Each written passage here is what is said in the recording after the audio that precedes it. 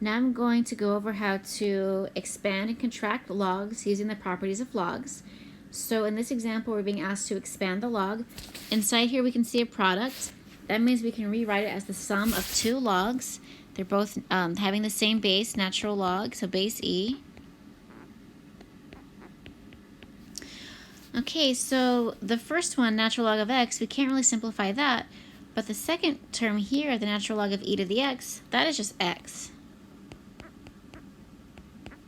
So this would be a simplified version. For part B, I'm seeing a more complicated inside the argument of the log.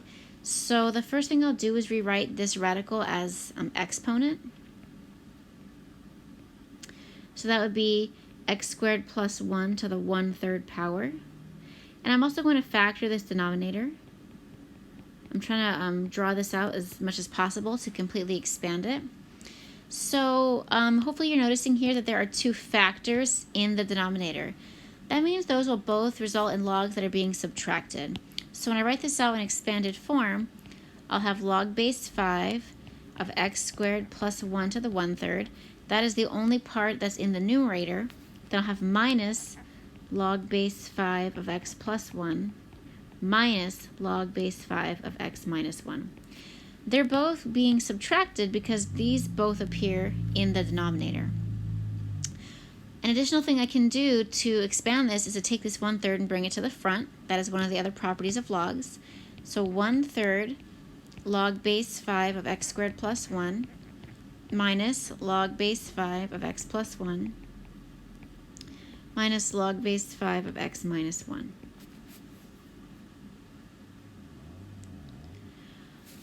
One more here. I'm seeing some more factoring I could do. Additionally, this 2/3 power can be brought to the front. So let's go ahead and do that first, then we'll work on factoring inside the argument of the natural log. So I have 2/3 times the natural log of, and the numerator can be factored as x minus 2 squared. The denominator is a difference of squares once again.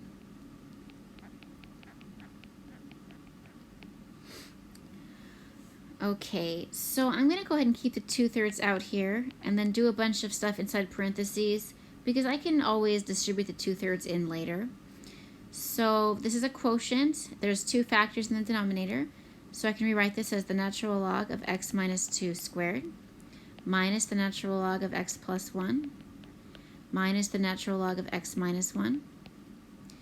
I can still bring this 2 down to the front using another property of logs. So I have 2/3 times 2 natural log of x minus 2 minus natural log of x plus 1 minus natural log of x minus 1.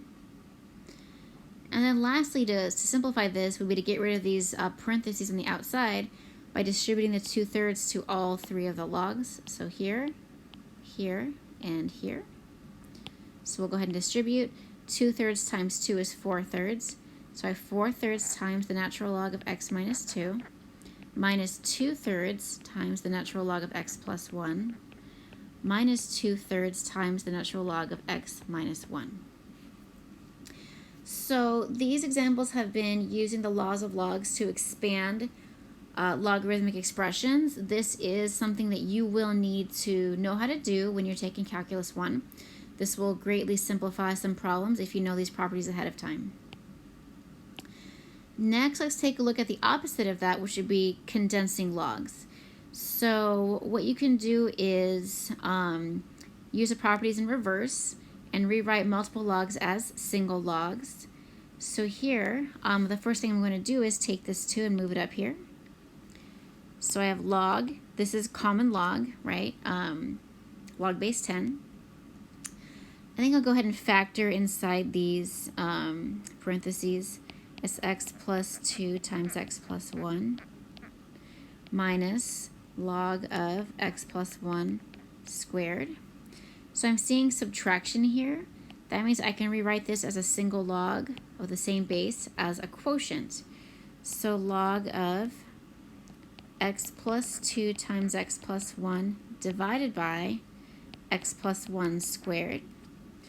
So I'm seeing two factors of x plus 1 down here and one factor of x plus 1 in the numerator. so I can cancel out that common factor or remove that factor of 1. So I'll have log of x plus 2 over x plus 1. Okay, for the next one, similar idea. I'm seeing a cube root. I want to go ahead and rewrite that with an exponent first. So let's go ahead and do that.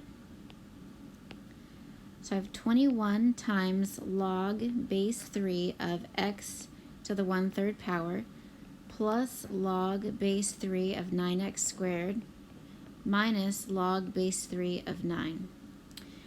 So I want to contract these all into one log and then simplify.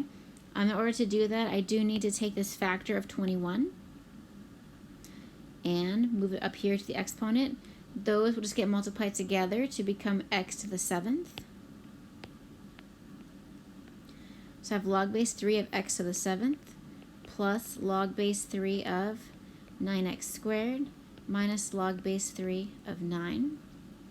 So when I convert this into a single log, these two, x to the 7th and 9x squared, we multiply together in the numerator, and then I have subtraction, so this 9 will go in the denominator of the single log. So it's log base 3 of x to the 7th times 9x squared divided by 9. And now within the argument of this log, I can see some simplifying. 9 over 9, of course, is 1. X to the 7th times x squared, we add those exponents together, we get x to the 9th. So this is log base 3 of x to the 9th power.